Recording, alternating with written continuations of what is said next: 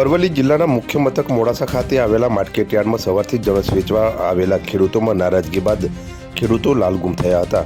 Modasa market yard ખાતે ખેડૂતો મગફળીને લઈ વેચવા અર્થે પહોંચ્યા હતા, જોકે પોષણક્ષમ ભાવ નહીં મળતા ખેડૂતોમાં નારાજગી વ્યાપી હતી।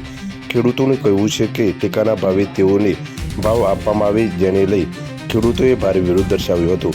મોટી સંખ્યામાં માર્કેટયાર્ડ ખાતે ખેડૂતો પહોંચ્યા હતા અને પોતાનો રોષ વ્યક્ત કર્યો હતો।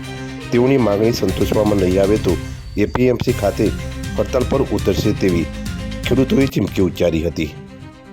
નમસ્કાર।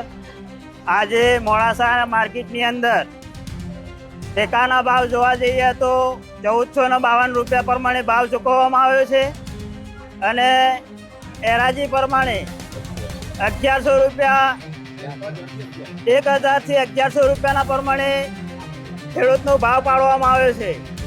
તો હમણાં આ ભાવ પોસાતો નથી અને દરેક અહીંના ચેરમેનો છે, ચેરમેનોનો ખાસ નમ્ર વિનંતી કરું છું કે તાત્કાલિકના ધોરણે મોડાસા માર્કેટની અંદર આવીને આ ખેડૂતોને ન્યાય આપે, બરાબર।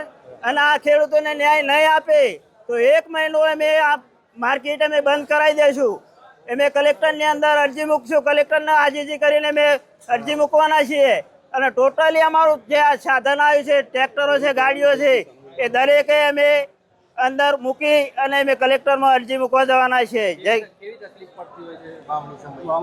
વાવણી સમયે અમારે અમે મગફળીનું બિયારણ લેવા જઈએ તો 3000 રૂપિયા પ્રમાણે અમને કટ્ટું મળે છે મગફળીનું, બરાબર।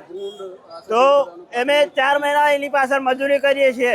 વરસાદની અંદર જોવા જઈએ તો ભૂંડ અને આજુબાજુ જાનવરોના અંદર અમે ખેતી કરવા માગીએ, ખેતી કરીએ, આ ખેતી કરી અને અમે આ બધું જેમ તેમ કરીને પકવી અને બજારની અંદર અમે માર્કેટની અંદર વેચવા આવીએ તો અમને 1000 થી મોડીને 1100 રૂપિયા સુધીનો ભાવ ચૂકવે છે। તો અમને ખેડૂત તરીકે અમને માન્ય નથી, કારણ કે આ ભાવે અમને પોસાતું નથી। અમે બિયારણ લેવા જઈએ તો 3000 રૂપિયા પ્રમાણે અમને કટ્ટું મળે છે।